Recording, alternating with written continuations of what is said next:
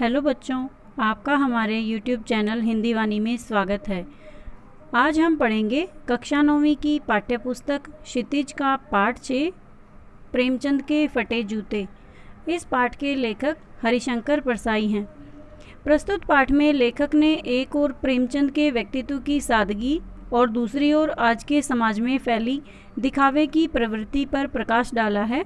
लेखक ने बताया है कि सिर पर मोटे कपड़े की टोपी, कुर्ता और धोती पहने हुए प्रेमचंद ने अपनी पत्नी के साथ फ़ोटो खिंचवाई, किंतु पाँव में जो बेतरतीबी से बंधे हुए जूते थे उनमें से एक जूता आगे से फटा हुआ था।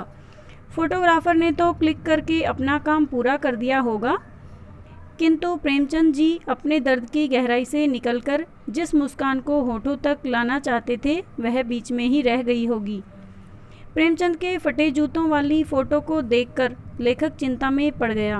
यदि फ़ोटो खिंचवाते समय पोशाक का यह हाल है तो वास्तविक जीवन में क्या रहा होगा।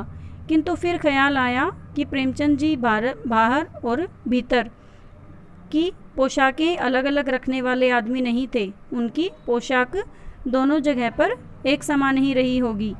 लेखक इस प्रकार की सोच में डूब गया कि प्रेमचंद तो हमारे साहित्यिक पुरखे हैं, यानी वो हमारे प्राचीन समय के बहुत अधिक प्रसिद्ध लेखक, कथाकार व उपन्यासकार हैं।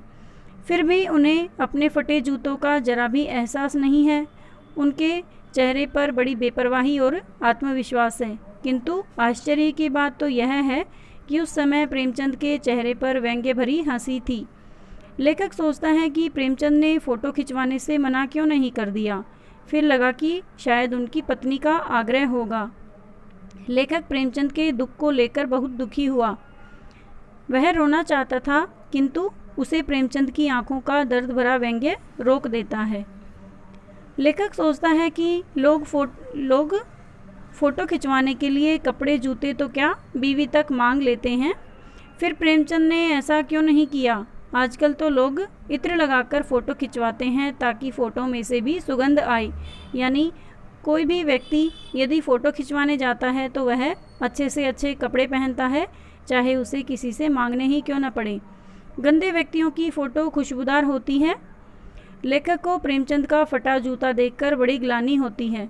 लेखक अपने जूते के विषय में सोचता है कि उसका जूता भी कोई अच्छी दशा में नहीं था। उसके जूते का तला घिसा हुआ था। वह ऊपरी पर्दे का ध्यान अवश्य रखता है, इसलिए अंगुली बाहर नहीं निकलने देता। वह फटा जूता पहनकर फ़ोटो तो कभी न खिंचवाएगा। लेखक का ध्यान फिर प्रेमचंद की व्यंग्य भरी हंसी की ओर चला जाता है। वह सोचता है कि उनकी इस रहस्यमयी हंसी का भला क्या रहस्य हो सकता है। यानी मुंशी प्रेमचंद के फ़ोटो में उनके चेहरे पर जो हंसी है वह उन्हें रहस्यमयी प्रतीत हुई कि इस हंसी का क्या रहस्य हो सकता है।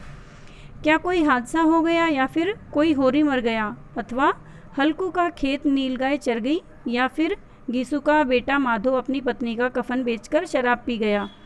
इन पंक्तियों में कुछ ऐसे लोगों के नाम लिए गए हैं जो मुंशी प्रेमचंद के उपन्यासों, कहानियों के मुख्य पात्र किरदार रहे थे, जिनके साथ कोई न कोई दुखद घटना उनकी कहानियों में घटी हुई थी।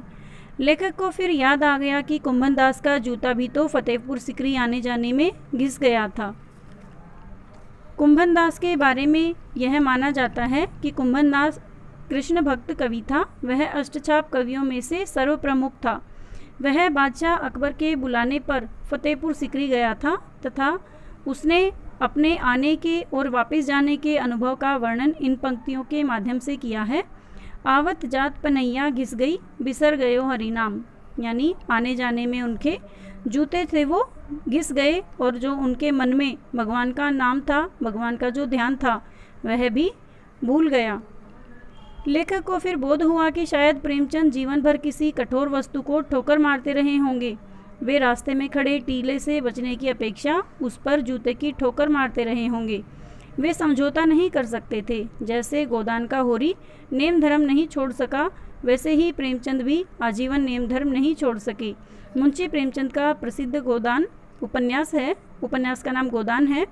उसमें जो प्रमुख पात्र है वह होरी है। होरी एक किसान है जो मरते दम तक अपने नेम धर्म को, अपने उसूलों को, आदर्शों को नहीं छोड़ता, इसी प्रकार मुंशी प्रेमचंद भी अपने आदर्शों को नहीं छोड़ सके।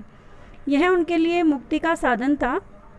प्रेमचंद जी के जूते से बाहर निकली हुई उंगली उस वस्तु की ओर संकेत कर रही है जिस पर ठोकर मारकर उन्होंने अपने जूते फाड़ लिए थे।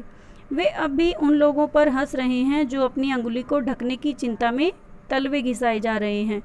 लेखक का कहने का तात्पर्य यह है कि लेखक अपनी उंगली, अपने पैर की उंगली से इशारा कर रहे हैं उन लोगों की तरफ जो दिखावा पसंद है तथा अपने आत्मविश्वास को ठेस पहुंचाते रहते हैं, अपने आत्मसम्मान को कम करते जा रहे हैं और जो उनका आवरण है, यानी वो दिखावा पसंद करते हैं, ज़रूरत से ज़्यादा आडंबर या अपने को अच्छे से अच्छा दिखाने में ही अपना समय और अपना पैसा, रुपया पैसा, सब चीज़ें व्यर्थ में गंवा रहे हैं।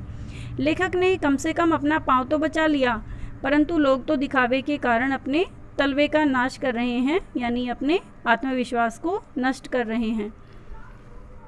निश्चय ही प्रेमचंद आडंबरहीन व दिखावे विहीन जीवन में विश्वास रखते थे। उनके पास जो भी था, जैसी भी पोशाक होती, वे उसे बिना किसी दिखावे के आत्मसम्मान के साथ पहनते थे। उन्होंने अपनी गरीबी को कभी भी छिपाने का प्रयास नहीं किया। यही कारण है कि उन्होंने फ़ोटो खिंचवाते समय भी दूसरे लोगों की भांति अपनी बनावटी वेशभूषा धारण नहीं की तथा जैसे थे उन्होंने वैसा ही अपने आप को प्रस्तुत किया। इस पाठ में लेखक ने बताया है कि प्रेमचंद ने अपने जीवन में समाज में फैली बुराइयों पर खूब ठोकरें मारी हैं। उन्होंने जीवन में आने वाली बाधाओं से बचकर निकलने का कभी प्रयास नहीं किया, बल्कि उन सब बाधाओं का डटकर सामना किया है। इसी कारण उनके जूते फट गए थे। उन्हें जीवन में धन वैभव नहीं मिला, वे श्रमिकों के हिमायती बने रहे, इसलिए पूंजीपतियों ने उनका समर्थन नहीं किया। यदि वे पूंजीपतियों के हक की बात लिखते तो उन्हें खूब धन वैभव मिलता, किंतु उन्होंने ऐसा नहीं किया, इसलिए उन्हें आजीवन अभावों का सामना करना पड़ा। इस पाठ के माध्यम से मुंशी प्रेमचंद के जीवन के आदर्शों को प्रस्तुत करते हुए लेखक ने बताया है कि हमें हमेशा सादा जीवन और ऊंचे विचार रखने चाहिए, जैसे मुंशी प्रेमचंद ने रखे थे। उम्मीद है बच्चों आपको यह पाठ समझ में आ गया होगा। यदि हमारे लिए कोई सुझाव है तो आप कमेंट बॉक्स में हमें कमेंट ज़रूर करें, और यदि आपको यह पाठ समझ में आ गया है अच्छे से तो आप इसे अपने दोस्तों के साथ ज़रूर शेयर करें। धन्यवाद।